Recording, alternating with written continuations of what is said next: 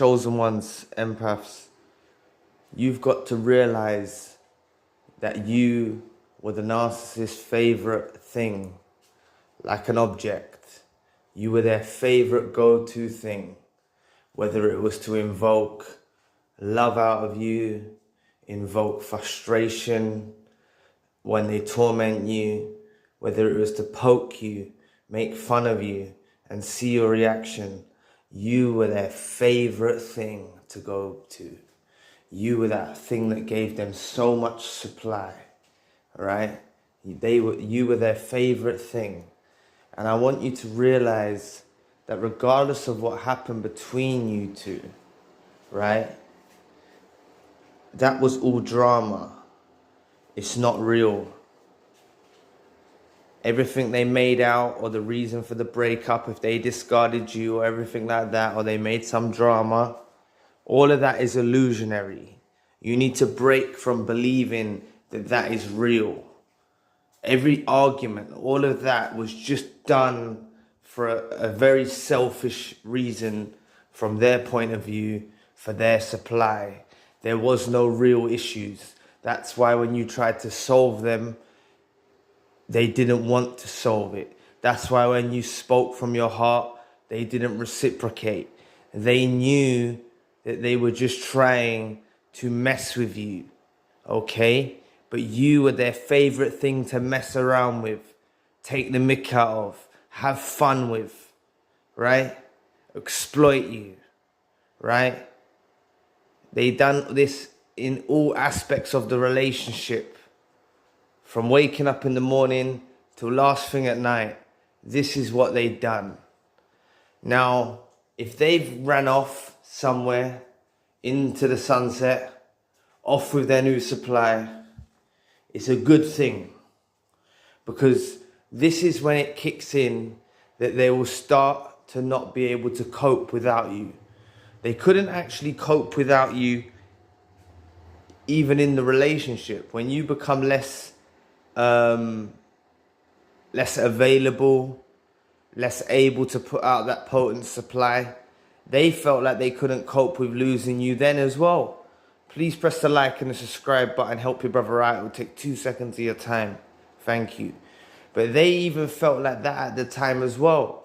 Just when you was getting a bit distant, or you were switching off because you were drained, they felt like they were losing you. That's why they started poking you again, making fun of you, doing something again to start some drama, to gain a reaction from you. They would always gauge it. They would gauge and anticipate, all right, I'm going to get a big deal out of them now, or I'm going to get a big load of supply now from them now. Let me do this to them. Let me do that to them. Let me frustrate them. Let me torment them. Let me do this. That's what they've done on a daily. That's what they've done to you, right? So this is why they struggled to cope with coming to a loss of you, with losing you. They struggled to cope with it because it was so potent.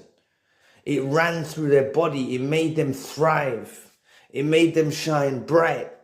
It made them be able to get up in the morning and feel satisfied. Every turn of the day, they would feel satisfied because you were giving off this aura and this potent energy to a demonic life form, right? They was draining you of every ounce of energy from your body, right? They were draining you sexually. They were draining you physically. They were draining you spiritually. And this is what they were doing. Now, when you take you out of the equation, this is just common sense. I want you to see beneath the veil. They can't cope with losing you. It doesn't matter what they're doing now. It doesn't matter if they've run off. This is why you have to let them make mistakes. Just like you have to let a baby wander and fall. But we're not going to be there to pick them up again. They're not a child. Right? Let them go off onto their journey. Let them run away into the sunset with a new supply. Let them go on to all of that, because you're an empath. There's not many of us out there. We're a chosen tribe of people. There's not many of us out there. We're mixed amongst the masses. That's why you can't be thinking, oh, they're going to get better than me. Oh, they're going to get someone else. Train yourself. Look into your empathetic abilities. Look into your history with them. Look at what you did. Stop looking through the tainted glass of what they told you was. Okay, you need to eliminate that. Rip that out of your consciousness, right? Stop looking through the tainted glass at what they told you were. You're not that, okay? You're not that. So just keep going forward. Keep building yourself up, because these lot are struggling to cope without you. And I've said it earlier on in the video. I said it earlier on, right? They struggle with a finality. No, sorry, I didn't say that.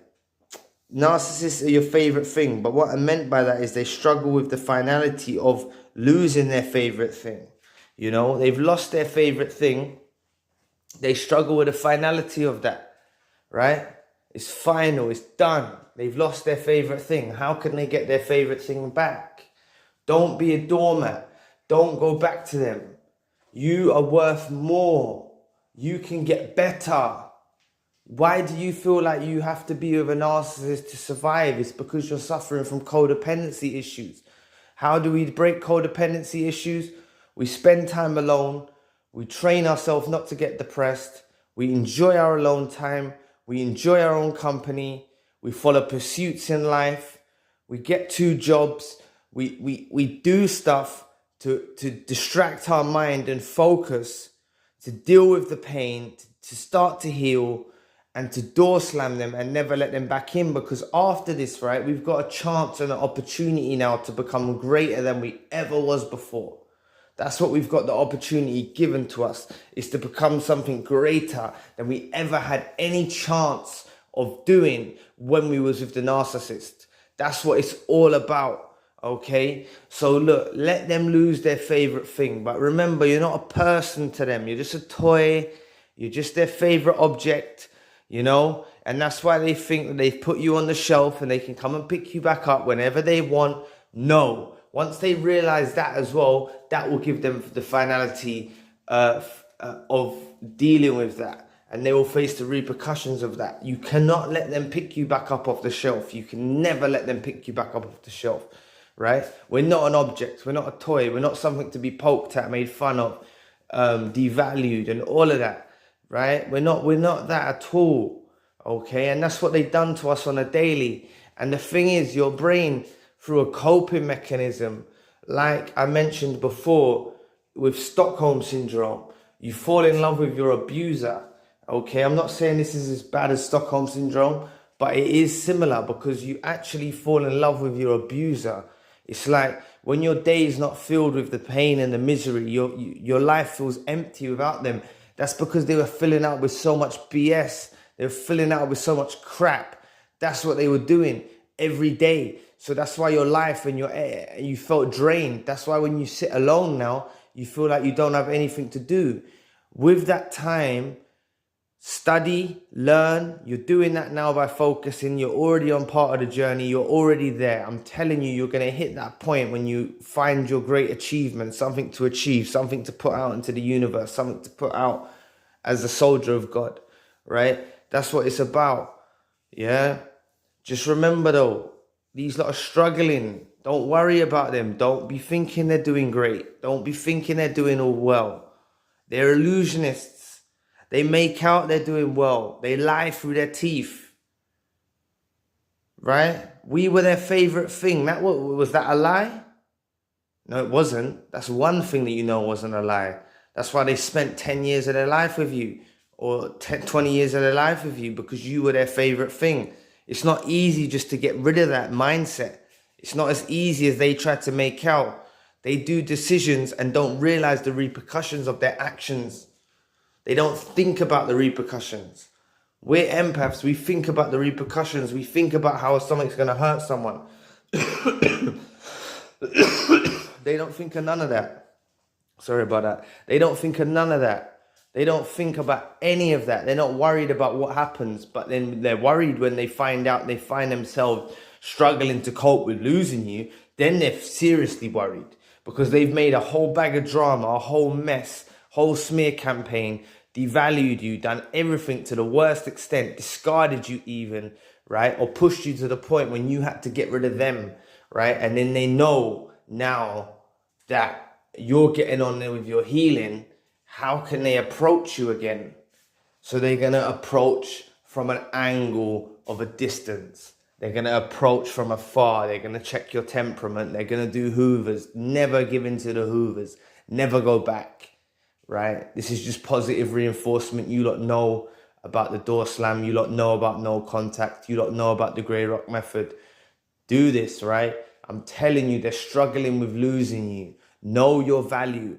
Build yourself up. You have to realize what value you are. Narcissists don't just pick any person. They won't stick around for a person for a period of time if they're not worthy of a decent supply. They're not going to do that. So that's why I'm trying to tell you, you're not supply. You're an empath. You have great abilities. And these lot exploited you, devalued you, and made you forget who you was and lose yourself through the process. So please, please, please, please, just realize your value. You have to see your value. I'm telling you, you're dealing with codependency issues. You're feeling missing because you don't have someone by your side. I'm telling you, it's a beautiful thing when you can love your own company and love your own time. And you realize that your time is so important that you will not just let anybody into your life. Any Tom, Dick or Harry or Jane, Susie and Sam. Any one of them. You don't just let any person into your life. Yeah, it has to be someone who's decent, someone who's true. And you know what? It may take some time to find that person, but yo, it's worth the wait. So let's just do that, yeah? Just keep building on yourself, keep healing, find your purpose, do all of these things. Door slam the narcissist, and life's gonna open up doors for you. Shut one door, open another. One door closes, another one opens. They're gone. Shut that door. Another door will open. Trust me, it's fine. We're gonna get through this. So anyway, I'll leave the video there. Please press the like and the subscribe button. And if you want a one-to-one session, you can find the details in the description box. Anyway, I'll be back with another video soon. Peace.